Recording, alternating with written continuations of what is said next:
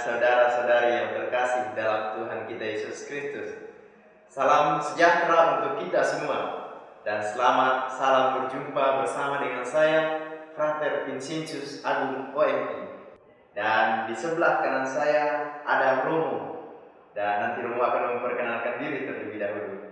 Dan pada hari ini kita akan berbincang-bincang sederhana tentang Kitab Suci, karena kita tahu bulan September ditetapkan gereja sebagai bulan Kitab Suci nasional.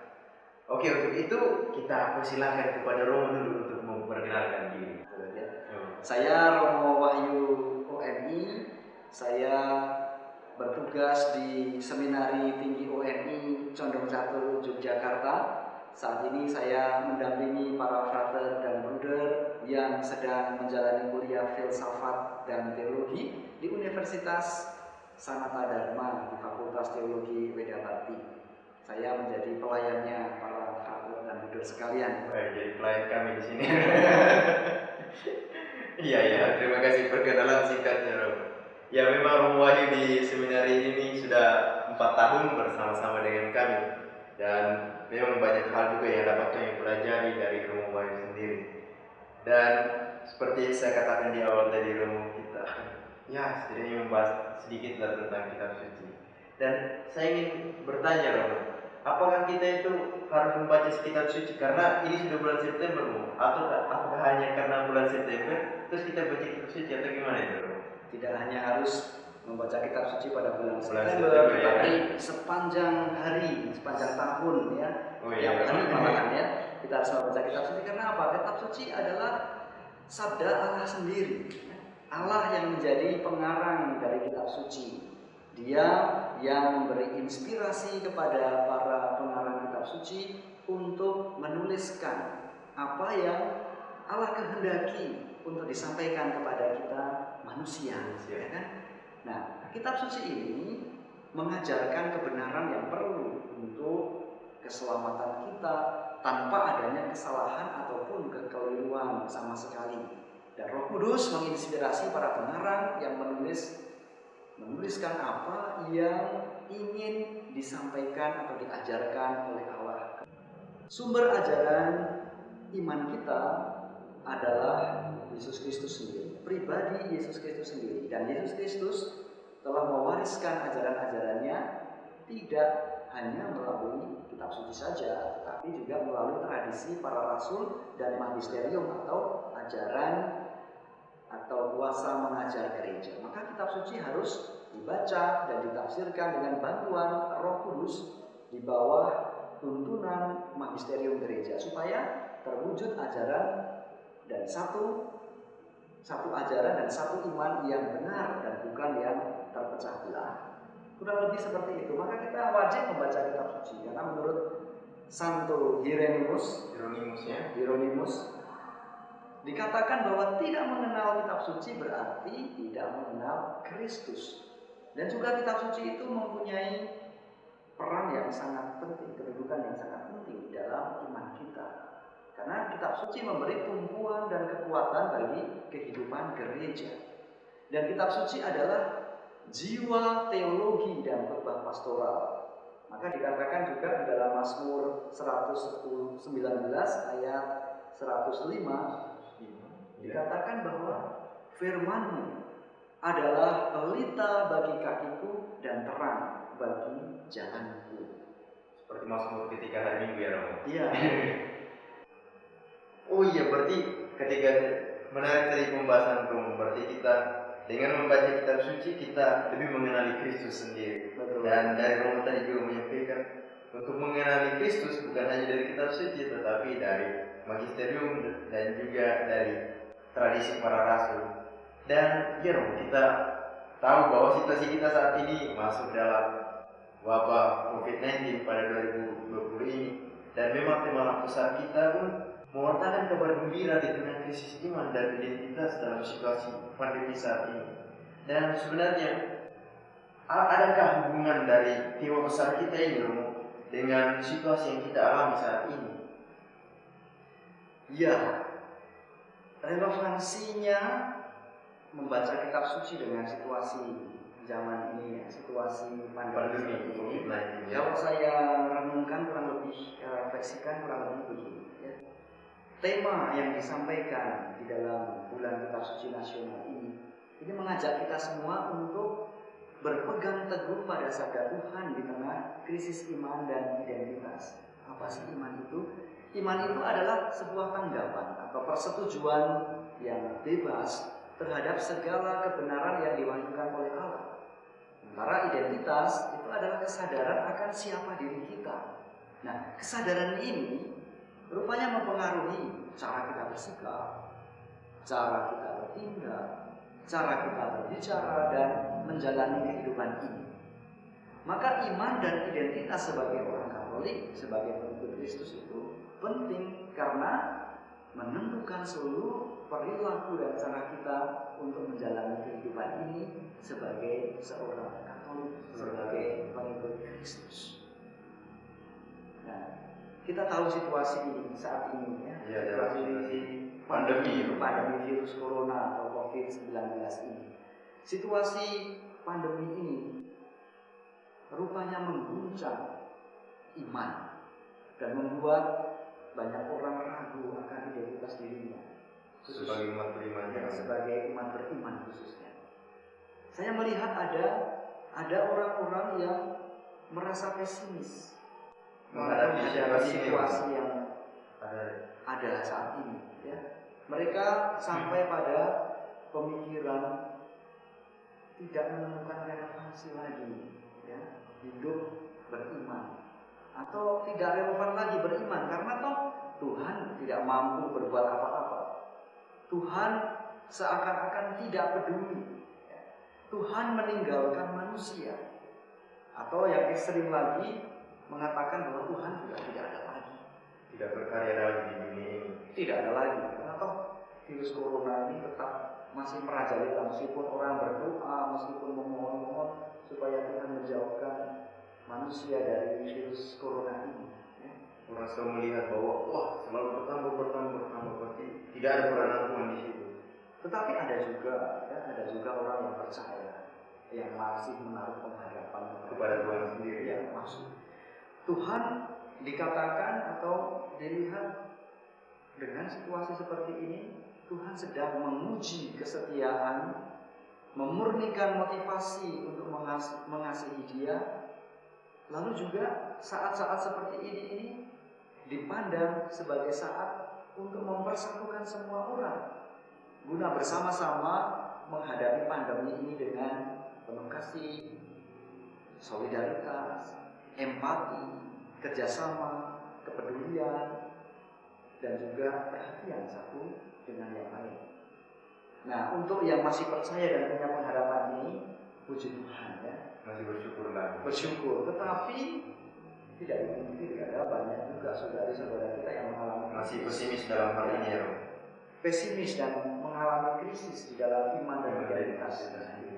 Nah, kepada saudara-saudara kita yang seperti ini, inilah tugas perutusan kita untuk meneguhkan mereka, untuk memberi penguatan kepada mereka semua. Ya Romo, menarik sekali apa yang Romo sampaikan tadi. Dan memang kita tahu bahwa situasi saat ini masih dalam COVID-19 dan ya bagaimana kita menyampaikan kabar gembira dalam situasi kita saat ini. Ya kalau dulu mungkin kita bisa ya langsung ketemu atau ketika ada lomba ya kita ada lomba baca kitab suci seperti itu atau lomba membuat renungan sehingga kita pun dapat mewartakan kabar gembira kepada sesama kita. Tapi kalau situasi saat ini bagaimana kita harus mewartakan kabar gembira itu?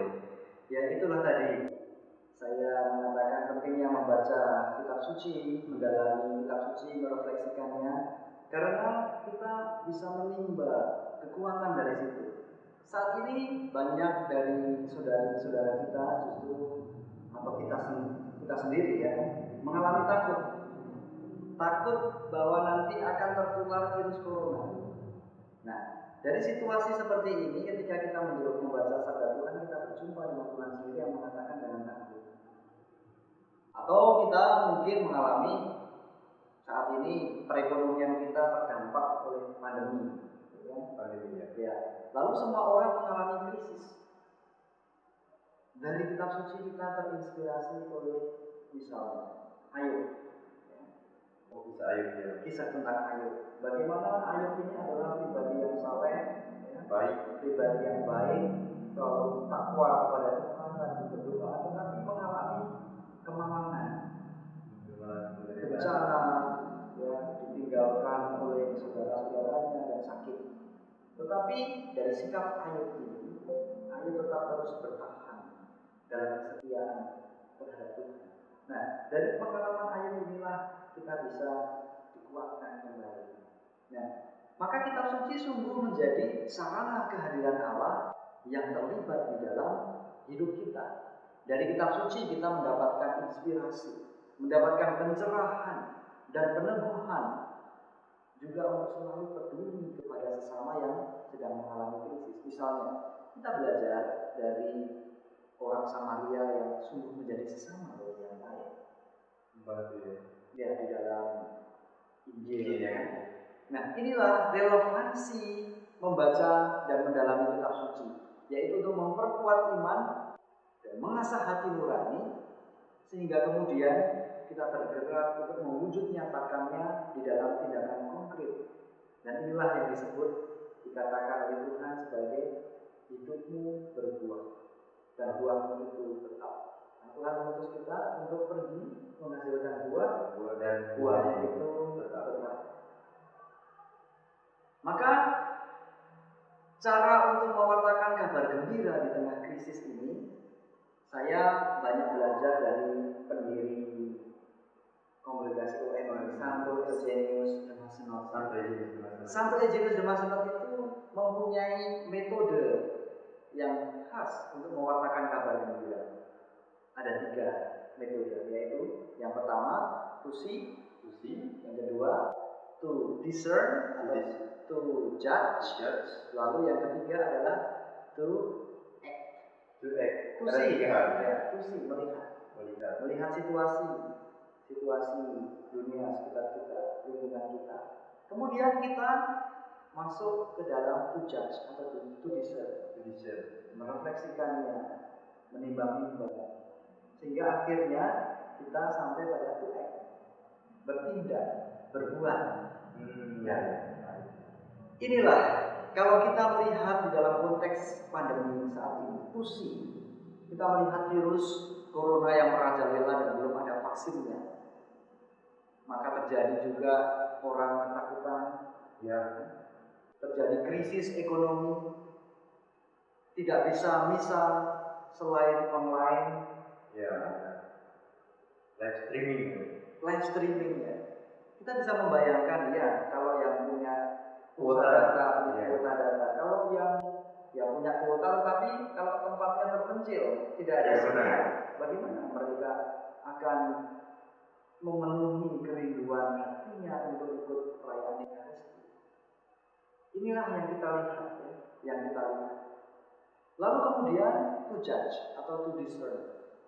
Kita berproses melalui inspirasi kitab suci yang direfleksikan, menimbang-nimbang, melihat pengalaman-pengalaman itu dari mata Allah sendiri, dari hati Allah sendiri, dan akhirnya kita tergerak untuk berbuat sesuatu, membuat terobosan-terobosan untuk mewujud nyatakan iman kita itu. Saat ini ya bisa dengan terobosan-terobosan yang baru melalui media sosial, kunjungan dengan kepada orang sakit, tentu saja dengan protokol kesehatan, ya, tetap menjaga protokol kesehatan. Kita ini wah, baik Romo, terima kasih apa yang Romo sampaikan, dan juga tadi ketika bagaimana melihat situasi ini yang Romo sampaikan, to see, to judge, atau to discern, dan to act. Dan ada sesuatu yang kita lakukan meskipun dalam situasi saat ini. Dan iya Romo, dan memang dari awal pembahasan kita tadi, menurut saya sangat menarik sekali karena kita mau dibantu. Bagi saya sendiri dibantu, dan Bapak Ibu pun dan saudara-saudara yang di rumah merasa terbantu dengan apa yang Romo sampaikan. Dan sebenarnya kalau sini kita melihat kerangka besar tadi, dan dari apa yang Romo sampaikan dari awal, apa yang Romo ingin tekankan dalam hal ini, Romo? Ya, kepada kita semua. Saya ingin mengajak kita semua untuk mencintai kitab suci. Karena semakin kita mencintai kitab suci, semakin mengenal kitab suci, kita semakin mengenal Allah sendiri. Sabda Tuhan ada di dalam kitab suci, yaitu sabda yang hidup di mana Allah terus menyapa dan terlibat di dalam seluruh kehidupan kita. Saat membaca kitab suci adalah saat berjumpa dengan Allah sendiri. Itulah sebabnya dikatakan kitab suci menjadi medan perjumpaan kita dengan Allah. Dan semakin kita sering membaca dan merenungkan kitab suci, semakin kita mampu melihat dunia dari mata Allah sendiri. Dan to judge, untuk menilai dari kacamata dari hati Allah sendiri apa yang harus kita lakukan melihat situasi ini, sehingga kita akan mampu berbuat sesuatu untuk dunia sesuai dengan apa yang dikehendaki oleh Allah atau Tuhan. Semoga kita semua menjadi sarana kehadiran Allah bagi sesama di tengah pandemi virus corona ini. Terima kasih Romo Wahyu, apa yang sudah disampaikan Romo Wahyu dari awal tadi sampai sekarang menurut saya menarik, dan memang saya melihat dan saya pun dari apa yang Romo sampaikan bahwa memang kita tiap hari harus berusaha untuk membaca kitab suci, karena dengan dari situ kita belajar untuk lebih mengembangkan iman kita dan juga kita semakin mengenali Yesus Kristus. Sekali lagi saya ucapkan terima kasih kepada Romo Wahyu atas waktu dan kesempatan untuk bisa bergabung bersama dengan kami di sini. Dan untuk Bapak Ibu dan saudara-saudari di rumah, terima kasih atas kebersamaan kita. Semoga dalam situasi saat ini kita selalu menaruh pengharapan kepada Tuhan, dan jangan lupa dalam situasi ini kita tetap berbahagia, dan juga kita harus menjaga protokol kesehatan. Oke, itu saja dari kami. Sekian dan terima kasih.